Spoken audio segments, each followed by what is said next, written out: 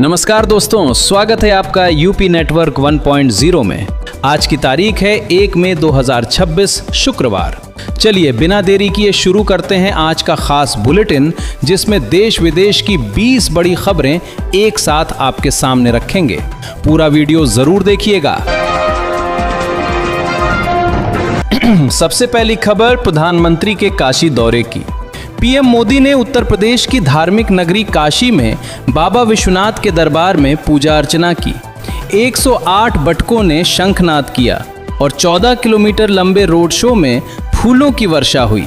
इसी दौरान प्रधानमंत्री ने प्रदेश के सबसे लंबे गंगा एक्सप्रेसवे का लोकार्पण भी कर दिया। ये एक्सप्रेसवे राज्य के 12 जिलों से होकर निकलेगा और अब मेरठ से प्रयागराज की दूरी सिर्फ 6 घंटे में तय हो सकेगी। हर साल इस मार्ग से लगभग 300 करोड़ रुपए की बचत होने का अनुमान है।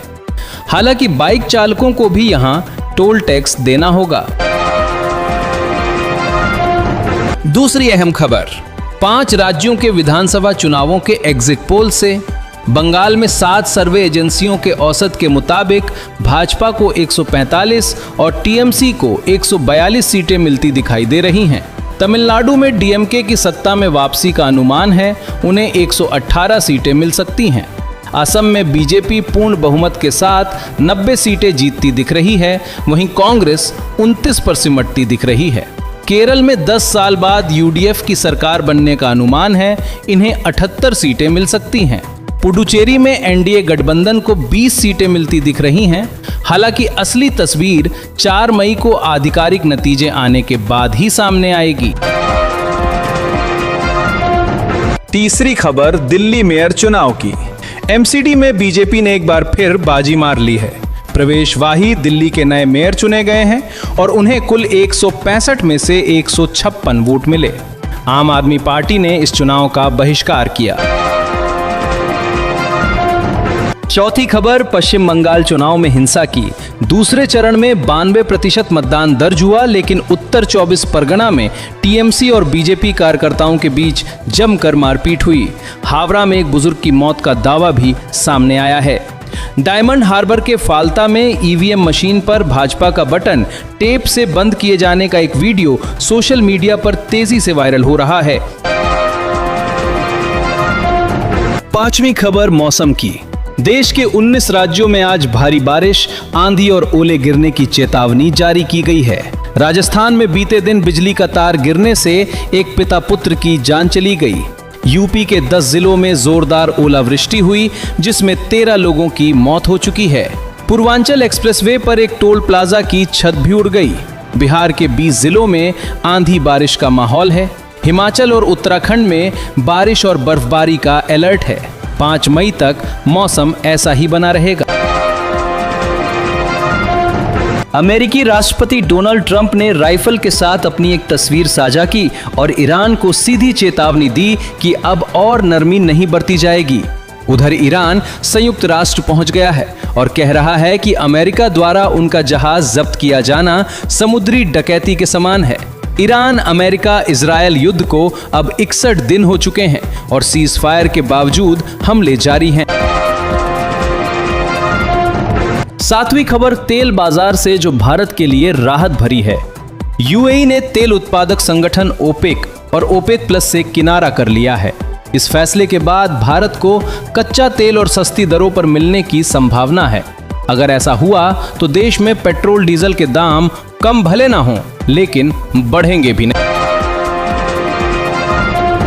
रूसी विदेश मंत्री सर्गे लावरोव अगले महीने भारत आएंगे।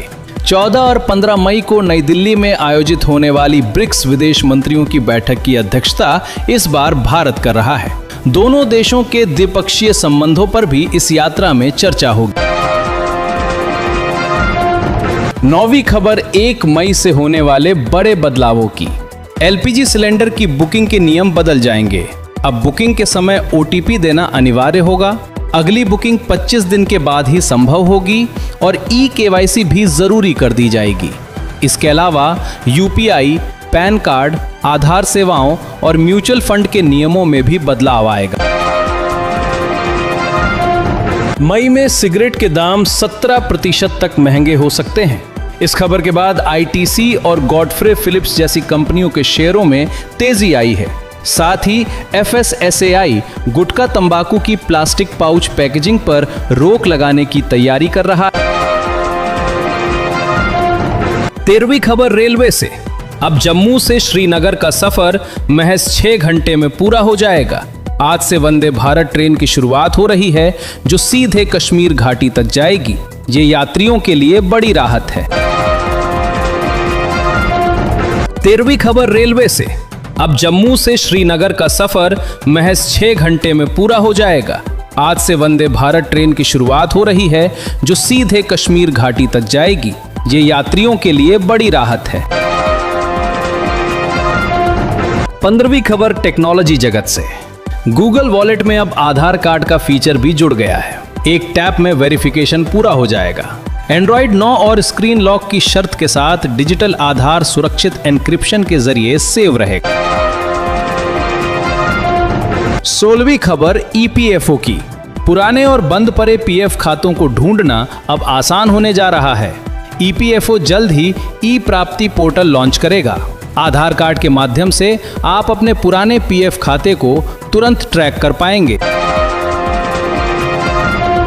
16वीं खबर EPFO की। पुराने और बंद पड़े PF खातों को ढूंढना अब आसान होने जा रहा है। EPFO जल्द ही ई प्राप्ति पोर्टल लॉन्च करेगा। आधार कार्ड के माध्यम से आप अपने पुराने PF खाते को तुरंत ट्रैक कर पाएंगे। 19वीं खबर सोना चांदी के भाव की। बाजार में फिर गिरावट देखने को मिली है। चांदी 250 रुपए सस्ती होकर 2,39,000 रुपए प्रति किलो पर पहुंच गई है। 10 ग्राम सोने का भाव 1,48,000 रुपए पर चल रहा है। 20वीं और आखिरी खबर आज के दिन की खासियत की। आज पूरे देश में आयुष्मान भारत दिवस मनाया जा रहा है। 2018 में शुरू की गई इस केंद्रीय योजना के तहत हर पात्र परिवार को 5 लाख रुपए तक का मुफ्त इलाज मिलता है। साथ ही उत्तर प्रदेश में आज विधानमंडल का विशेष सत्र भी हो रहा है, जिसमें महिला आरक्षण के मुद्दे पर विस्तृत चर्चा होगी।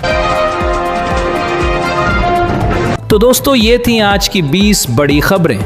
अगर आपको ये बुलेटिन पसंद आया हो तो लाइक जरूर कीजिए, चैनल को सब्सक्राइब करना ना भूलें और बेल आइकन दबा दीजिए, ताकि हर ताज़ा अपडेट सबसे पहले आप तक पहुंच सके।